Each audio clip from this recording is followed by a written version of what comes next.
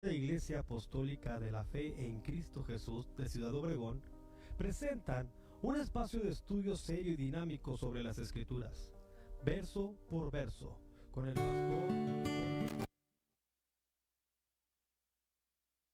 Estimados hermanos y amigos de la familia Radio Vida, la Iglesia Apostólica y en general que nos escuchan, sean todos bienvenidos, paz de Cristo. Vamos a darle continuidad a la lectura del libro de Éxodo y bueno, felicitando también a la hermana que fue la acreedora de la Biblia, de la rifa del lunes pasado y bueno, se fue hasta Sinaloa, ¿verdad? Pues Dios bendiga a nuestra hermana por estarnos escuchando y promoviendo este contenido. Queremos ahora hacer una especie de resumen de Éxodo 21 al 23, que son las leyes derivadas del pacto de los 10 mandamientos, de las 10 palabras, que precisamente son dadas también en ese paquete, ya no las escucha el resto del pueblo. Recordemos cuando se dio la ley, los 10 mandamientos en particular, todo el pueblo escuchó, pero ya estas particularidades, como que son leyes derivadas de los 10 mandamientos, ya Dios se las dijo directamente a Moisés. Inicia en Éxodo 21:1. Estas son las leyes que les propondrás.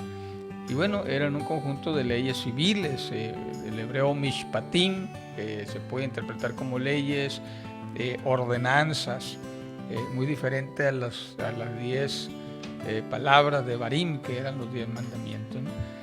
Y bueno, inicia con las leyes sobre los esclavos. El verso 2 dice: si compras un siervo hebreo, 6 años servirá, pero al séptimo saldrá libre de balde.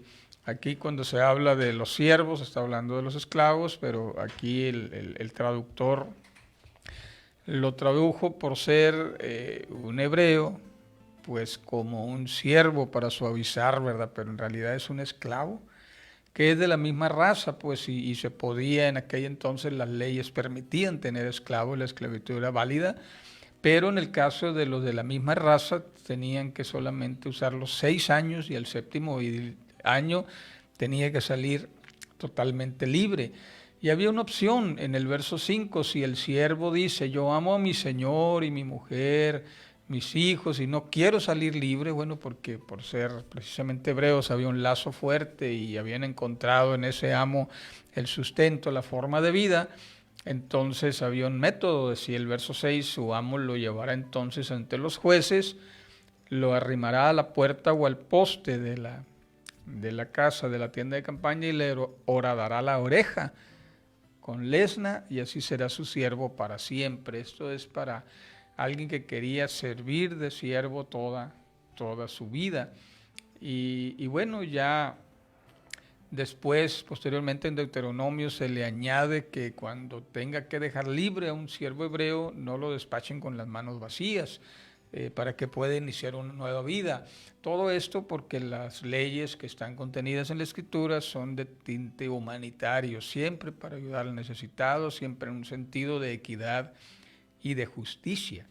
Pero luego vienen las leyes sobre actos violentos que llevan a la muerte, asesinatos. El verso 12 dice: el que hiera a alguien haciéndolo así morir, él morirá. Pero el que no pretendía herirlo, sino que Dios lo puso en sus manos, entonces yo te señalaré el lugar al cual ha de huir. Bueno, aquí, como vamos a ver un poco más adelante, la ley del talión: si alguien daba muerte a alguien, lo asesinaba, esa persona tenía también que morir. Pero si no lo hizo intencionalmente, de aquí deriva, porque el Señor lo deja como en pausa, como en puntos suspensivos, y precisamente posteriormente se nombrarán ciudades de refugio y leyes derivadas de estos asuntos de muertes incidentales, no voluntarias, y que pues es todo un tema también. Las ciudades de refugio, se nombran 6 ciudades de refugio ya una vez que entran en la tierra prometida, y hay una serie de leyes y de historias también alrededor de las ciudades de refugio. El verso 16: asimismo el que secuestre a una persona y la venda, o si es hallada en sus manos, morirá. Aquí el comentario de Rachi es de que cuando no se especifica el tipo de muerte particular, tendría que ser por estrangulamiento, y poco a poco se fue legislando entre los israelitas la aplicación de estas penas capitales, y en algunos casos, como vamos a ver, fue en estrangulamiento, Pero en el caso del verso 17 dice, igualmente el que maldiga a su padre o a su madre morirá. Y ahí era la muerte por lapidación. Ese es el tipo de sentencia que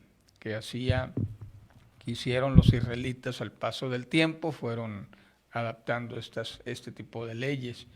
El verso 18, además, si algunos riñen y uno hiere a su prójimo con piedra o con el puño y éste no muere, sino que después de guardar cama, se levanta y anda afuera apoyado en su bastón, entonces será absuelto el que lo hirió. Solamente le pagará lo que estuvo sin trabajar y hará que lo curen. Es decir, había que pagar los gastos médicos y el salario del tiempo perdido de la persona lastimada. Bueno, había un sentido ahí de justicia. Pero luego viene de aquí en adelante, a partir del verso 24, las leyes del talión, como se le conoce coloquialmente. Ojo por ojo, diente por diente, mano por mano, pie por pie, quemadura por quemadura, herida por herida, golpe por golpe. Bueno, en los antiguos pueblos semitas, las lesiones por muerte, o la muerte que sufría alguna persona debían ser vengadas por algún familiar cercano y a ese pariente le llamaban el vengador, el goel, el vengador de la sangre.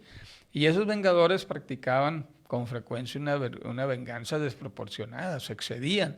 Por eso es de que la ley del talión trató de legislar que eso fuera lo justo, que no fueran más allá. Si moría uno, la venganza no era que mueran 10, no, tenía que morir uno solamente. Entonces, la ley del talión era para equilibrar. Pero también la interpretación, cuando no es la muerte, cuando es un daño, algún órgano, como el caso del ojo por ojo, mano por mano, no es que le cortaban la mano al agresor, ¿no?, que había herido de esa forma a la otra persona, sino que en la práctica entonces se estimaba el valor de esa persona si tuviera que venderse en el mercado como esclavo, ya con la lesión recibida, entonces tenían que pagar como si hubieran comprado esa parte, ¿no? Entonces nunca consistió en sacarle el ojo a la otra persona, sino en restituir el daño de manera económica. Lo mismo sucedía con quemadura por quemadura, herida por herida, no es de que si alguien hería a alguien y tenían que cortarle de la misma manera, no, tenía que pagar los gastos médicos para restituir el daño. Así se interpretaba y se practicaba la ley del talión. Pero luego también hay una sección de leyes sobre las indemnizaciones. Dice el verso 33, si alguien abre un pozo o cava una cisterna y no la tapa y cae allí un buey o un asno, el dueño de la cisterna pagará el daño, resarciendo a su dueño, y el animal muerto será suyo. Es decir, caía un animal ahí, bueno, te lo tenía que comprar. A fuercitas pagaba el animal como estuviera vivo y ya se quedaba con él y él se lo podía comer o hacer lo que quisiera. Vienen unas leyes sobre el robo también, dice en el capítulo 22, verso 1. Cuando alguien robe un buey o una oveja o los degüelle o los venda, por el buey pagará 5 bueyes y por la oveja 4 ovejas. Es decir, aquí en el caso de robo no era algo accidental, sino en el caso de robo se pagaba 5 veces, hasta 5 veces el daño que se había hecho. Pero fíjense el verso 2, si el ladrón fuera sorprendido forzando una casa y es herido y muere, el que lo hirió no será culpable de muerte. Aquí dice Rashi que el ladrón que entra a una propiedad ajena con la idea de robar, va con la idea que si el dueño lo enfrenta lo va a matar. Entonces por eso esta ley permitió, bueno, en defensa propia, tú estás defendiendo lo tuyo, estás defendiendo a tu familia, a tu esposa, a tus hijos, y si lo matabas, quedaba absuelto, ¿no? El verso 5, si alguien hace pastar en un campo o una viña y mete su bestia en campo de otro, de lo mejor de su campo y de lo mejor de su viña pagará. Si se ponía a pastar en el campo ajeno, pues tenía que pagarle como si hubiera comido de lo mejor de los pastizales. Pero fíjense, cuando se prenda fuego o al quemar espinos se quema también mieses amontonadas o en pie en un campo, el que incendió el fuego pagará lo quemado. Es decir, el daño causado, sea por la bestia o sea por el fuego, tenía que ser resarcido, ¿no? El verso 8, si el ladrón no es hallado, entonces el dueño de la casa será presentado a los jueces para que vea si ha metido su mano en los bienes de su prójimo. Bueno, aquí hay algo interesante porque no tienen tanto que ver con los conceptos sociales, sino más bien con una palabra que me llamó mucho la atención, porque cuando dice será presentado a los jueces, la palabra que utiliza es Elohim, y Elohim, recuerden que significa dioses, y en el caso de Génesis 1 es un superlativo para decir el todopoderoso o el poderoso o el muy poderoso, y Elohim aquí pues una interpretación literal será presentado a los dioses, pero en este caso Casiodoro de Reina lo traduce como jueces, y eso es algo interesante que hemos analizado y discutido en algunos grupos de estudiantes, que también en la Biblia se da a entender eso, porque no podían presentarlo a los dioses, lo presentaban ante representantes de los dioses, a los jueces. Entonces recibían ese título de Elohim, ¿no?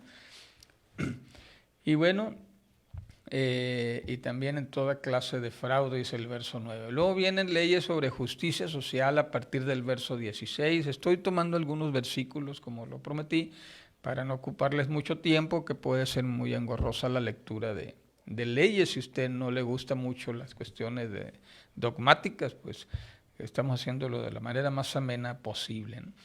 Leyes sobre justicia social, el verso 16. Si alguien engaña a una joven que no ha sido desposada y duerme con ella, deberá dotarla y tomarla por mujer.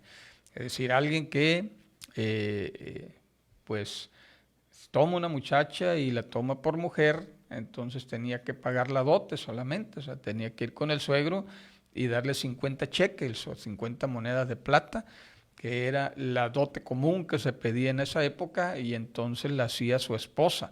Si no lo hacía de esa manera, entonces había unas consecuencias también ahí, pero aquí quiero dejarlo en esto para no ahondar en el tema del matrimonio.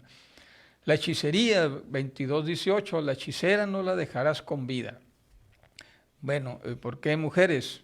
Porque era también para los hombres, pero era más común que las mujeres eran las que se dedicaran a este oficio de la hechicería, y era altamente condenable, ¿no?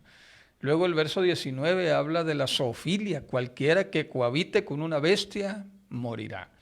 El sentido aquí no era solo de prácticas inhumanas, prácticas de ocultismo, sino evitar que esas prácticas se propagasen entre el pueblo y guardar la pureza del pueblo reservado para su Dios, y entonces les alejaban, iban quitando de la sociedad todo este tipo de prácticas. En el caso de la idolatría, el verso 20, el que ofrezca sacrificio a otros dioses en vez de ofrecérselo solamente a Jehová, será muerto. Aquí literalmente dice exterminado, y lo interpretaban como la lapidación, ¿no? Alguien que idólatra, había que lapidarlo. Sin embargo, fíjense los cuidados para el extranjero y las viudas, el verso 21, al extranjero no engañarás ni angustiarás, porque extranjeros fueron ustedes en tierra de Egipto, y a ninguna viuda ni huérfano afligiréis. Aquí afligir, la palabra puede traducirse como engañar, molestar o abusar. Siempre el espíritu de la ley mosaica fue la protección de los más débiles. Pero también se va al área de los préstamos. Mira, el verso 25 de Éxodo 22 es donde estamos. Cuando prestes dinero a uno de mi pueblo, al pobre que está contigo, no te portarás con él como usurero, ni le cobrarás intereses. Estaba prohibido cobrarle a la familia intereses. Se podía cobrar intereses a los extranjeros, pero no a los del pueblo de Israel. Sobre lo prestado, si tomas una prenda, emprende el vestido de tu prójimo, a la puesta del sol se lo tienes que devolver. Aquí no hay de otra, no hay de que me quedo con él una semana. Recordemos que en esa época el vestido era muy costoso y muy valioso, y si alguien tenía 2 prendas, era una persona de clase media prácticamente, era lo que traías puesto y nada más. Entonces tomar la vestimenta del prójimo era dejarlo sin vestirse al siguiente día. Así es que había que devolverlo, ahí lo prestado prácticamente no funcionaba, ¿no? El respeto a las autoridades, no ofenderás a los jueces ni maldecirás al príncipe de tu pueblo, al líder, al rey, al juez, al profeta, quien fuera la figura. Israel pasó por diferentes momentos en las cuestiones de gobierno político, y bueno, quien fuera, si fuera el tiempo de los jueces o el tiempo de los profetas o el tiempo de los reyes, hay que respetarlos, no maldecirlos ni ofender a los jueces. Sobre las primicias, verso 29, no demorarás en traerme la primicia de tu cosecha ni de tu lagar. Me darás el primogénito de tus hijos. Lo mismo harás con la de tu buey, el de tu oveja.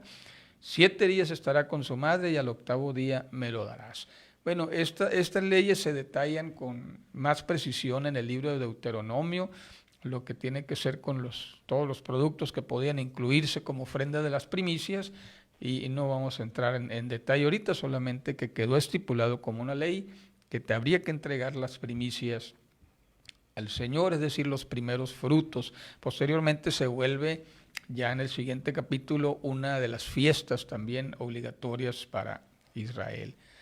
Sobre la santidad, verso 31, me seréis hombres santos, no comerán carne destrozada por las fieras del campo, a los perros la echarán.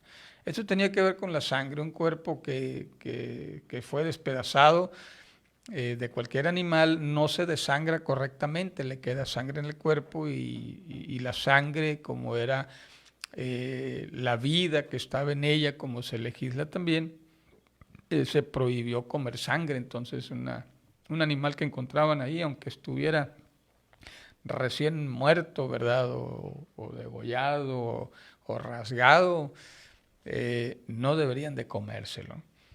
Sobre los chismes y los testigos falsos, caray, también habla de eso. El capítulo 23 de Éxodo, ya nos brincamos al 23, dice, no admitirás falso rumor, no te pondrás de acuerdo con el malvado para ser testigo falso, no seguirás a la mayoría para hacer mal, ni responderás en un litigio inclinándote a la mayoría para hacer agravios.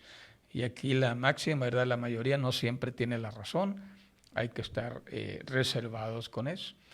Respecto a la protección del pobre, el verso 6, no violarás el derecho del pobre en su pleito. De palabra de mentira te alejarás y no matarás al inocente y justo, porque yo no justificaré al malvado. Repetimos, el espíritu de la ley era la protección de los más necesitados, la viuda, los huérfanos, los pobres. Sobre los sobornos, no recibirás soborno, porque el soborno ciega a los que ven y pervierte las palabras de los justos. Prohibido el soborno en los antiguos israelitas. Sobre los extranjeros, no oprimirás al extranjero, porque vosotros sabéis cómo es el alma del extranjero, ya que extranjeros fueron en la tierra de Egipto. Había que ser misericordiosos con el extranjero. De hecho, ya posteriormente, cuando lleguemos a las cuestiones de las cosechas, habría que dejar siempre un poco de, no levantarlo todo, sino dejar algo para el extranjero que cruce por ahí, que pudieran tener algo de comida en los terrenos de cultivo. Sobre el día de reposo y el año de reposo, el verso 10, 6 años sembrarás tu tierra y recogerás su cosecha. Pero el 7º año la dejarás libre, para que coman los pobres de tu pueblo, y de lo que se quede comerán las bestias del campo. Así harás con tu viña y con tu olivar. 6 días trabajarás, pero el 7º día reposarás, para que descansen tu buey y tu asno, y tomen refrigerio el hijo de tu sierva y el extranjero. Miren, estas leyes están fundamentadas en motivos humanitarios, para dar un tiempo de reposición durante el descanso, tanto de la tierra como de las personas, de los animales. Y me llama mucho la atención esta ley porque, bueno, vivimos en una zona agrícola aquí en el Valle del Yaqui, y nunca he sabido que dejen a la tierra descansar un solo ciclo, ¿no? Salvo cuando la dejamos descansar el 2º ciclo, cuando no nos alcanza el agua, como probablemente sea este año. Sin embargo, todos los años no se le da tregua a la tierra, y la ley aquí decía que había que darle un año después del séptimo año, es decir, 6 años de trabajarla, 1 año que dejarla descansar, que la tierra descanse de todo ese trabajo y bueno, tal vez sea la razón porque el valle ya no produce lo mismo que en la época en que éramos el granero de México, ¿no? Pero bueno, ahí se las dejo. Sobre la idolatría, Éxodo 23:13, guardad todo lo que os he dicho, no invocaréis el nombre de otros dioses, ni los mencionará vuestra boca. Hace cada vez más incisivo ese mandato de la fidelidad a Dios y que ni siquiera había que mencionar los dioses ajenos. Sobre las fiestas anuales, Éxodo 23:14, 3 veces al año me celebrarás fiesta. La primera era la Pascua. La fiesta de los panes sin levadura guardarás. 7 días comerás los panes sin levadura, como yo te mandé en el tiempo del mes de Abib, porque en él saliste de Egipto y ninguno se presentará ante mí con las manos vacías. Ya vimos el detalle de esta festividad en Éxodo 12, la salida, fue la celebración de la Pascua previo a la última plaga, la plaga de la muerte de los primogénitos, y eso marcó el día memorable, el primer día del mes de Abib. Entonces sabía que, más bien en el mes de Abib, a mediados, es donde se celebra la Pascua. La otra es la cosecha, que también después se le conoce como la fiesta de las semanas o la cosecha del trigo, y posteriormente se le nombra la fiesta del Pentecostés. Verso 16, también la fiesta de la siega, los primeros frutos de tus labores, de lo que hayas sembrado en el campo, y la fiesta de la cosecha a la salida del año, cuando hayas recogido del campo los frutos de tus labores. 3 veces al año se presentará todo hombre delante de Jehová el Señor. No ofrecerás con pan leudado la sangre de mi sacrificio, ni la grasa de la víctima, quedará de la noche hasta la mañana. Bueno, aquí está estipulado estas fiestas, pero luego dice el verso 19, las primicias de los primeros frutos de tu tierra traerás a la casa de Jehová tu Dios, y no guisarás el cabrito en la leche de su madre. Bueno, esa parte del final como que es un agregado, porque ya que era una práctica común en los pueblos cananeos, ¿verdad? Al cabrito recién nacido lo guisaban junto con la leche de la madre que lo estaba lactando, pero eso era una práctica prohibidísima para Israel. Y aquí se cierran las 3 principales fiestas, que poco a poco en Deuteronomio y en la práctica van tomando otros matices y se van añadiendo elementos a esta sencilla ley que parte de los 10 mandamientos. Aquí miren, tenemos en Éxodo 20 los 10 mandamientos, luego Éxodo 21 al 23 tenemos una derivación de las leyes secundarias, pudiéramos decirlo, de estas leyes principales, y posteriormente se van a ir mencionando a través de Números y Deuteronomio y el mismo Éxodo una serie más de leyes que vienen a complementar a estas leyes secundarias, y en total, según las tradiciones rabínicas, suman 613 mandamientos contenidos en la Escritura, que es precisamente lo que mencionábamos el programa anterior, ¿no? Que los israelitas fueron tan escrupulosos en guardar esos 613 que incluso desarrollaron la Mishnah y desarrollaron otros escritos de la interpretación de estas leyes. No era solamente ya lo que dice, sino toda la interpretación y cómo deberían de aplicarse, y surge entonces el Mishnah, surgen los comentarios rabínicos, y es contra lo que Jesús precisamente hizo tanto hincapié, o sea, que no fueran tan escrupulosos en guardar los detalles, sino que guardaran el espíritu. Tan así que Jesús los redujo a solo 2 mandamientos: amarás al Señor tu Dios con toda tu mente, tus fuerzas, tu alma, y a tu prójimo como a ti mismo. Y para Jesús ahí resumía todo este detalle que estamos mencionando. Sin embargo, fue muy necesario en los tiempos en que Israel resurgía, o más bien surgía como una nación, y tenía que estar a la altura de las demás naciones para poder conducir a un pueblo numeroso, y había que tener un código legal civil, y aquí tenemos las bases de ello. Ya los siguientes versículos del 20 en adelante tiene que ver con la conquista de las tierras de Canaán. Y dice en el verso 20, yo envío mi ángel delante de ti para que te guarde en el camino y te introduzca en el lugar que yo he preparado. compórtate delante de él y oye su voz. No le seas rebelde, porque él no perdonará vuestra rebelión, pues mi nombre está en él. Aquí hay que aclarar, ha surgido confusión y cuando pues leo diferentes comentarios bíblicos y sobre todo los comentaristas modernos tienden mucho a separar a este ser como que fuera precisamente un ángel separado. Sin embargo, el ángel de Jehová, cuando aparece ese término en los escritos antiguos, el Malak Adonai, el mensajero, era el mismo Dios, pero manifestado físicamente para que el pueblo pudiera verle, así como lo dio en la columna de fuego y así como lo dio en la columna de nube al principio del Éxodo. Ahora el Señor dijo, ya no va a estar eso ahí, va a estar mi presencia. Mi nombre está en él, es un asunto que ya comentábamos de la importancia del nombre. Lo que no tiene nombre no existe para los antiguos hebreos. Y entonces el decir que el mensajero de Jehová, su nombre está en él, entonces está diciendo que es Dios mismo. Por eso se los dejo ahí desde la perspectiva de los antiguos hebreos, ¿no? Ya usted quiere interpretarlo diferente, adelante, pero eso es lo que entendían ellos, la presencia de Dios manifestada como el ángel de Jehová. Y vamos a encontrar otro tipo de manifestaciones parecidas que también se le han llamado teofanías, como el ángel de Jehová que luchó con Jacob, que ya lo veíamos en Génesis, pero bueno, no nos detenemos mucho, aquí más que nada son los detalles de la conquista.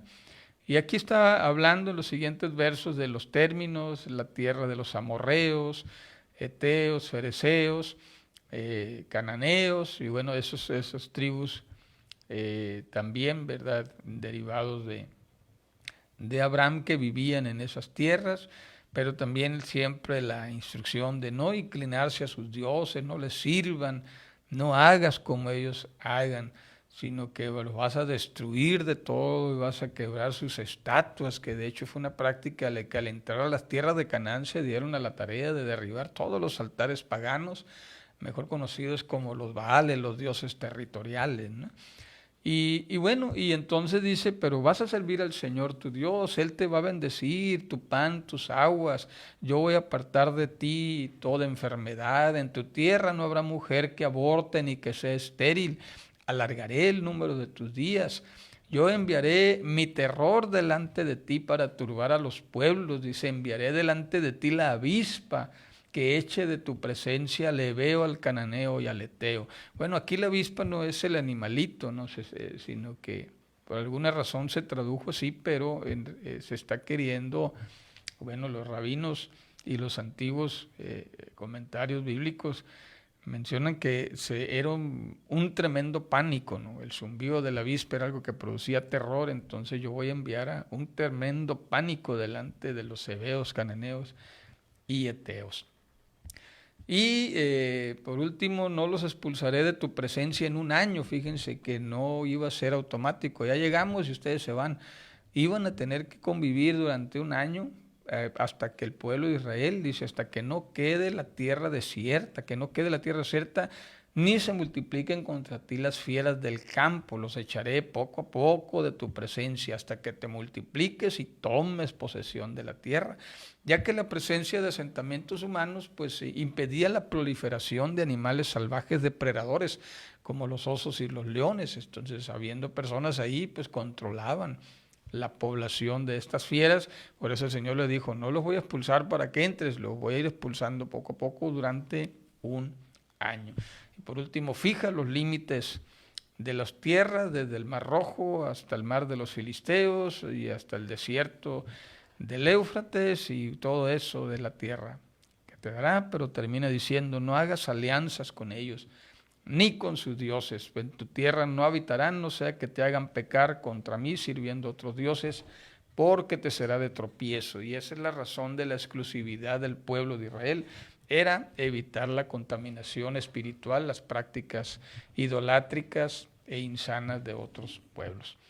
Bueno, familia, con esto llegamos al final del tiempo, abarcamos 3 capítulos de una manera así muy resumida, pero Queremos abordar el próximo lunes el sello del pacto, el derramamiento de sangre en Éxodo 24. Esperemos que estén muy bien, Dios les bendiga. Soy el pastor Jorge Solano, estamos a sus órdenes en Coahuila y Montes de Oca, en Ciudad Obregón, Sonora, en la Iglesia Apostólica.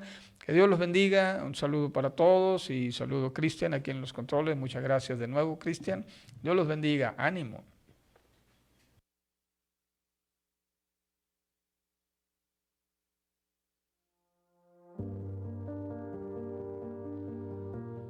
Gracias por escuchar Verso por Verso.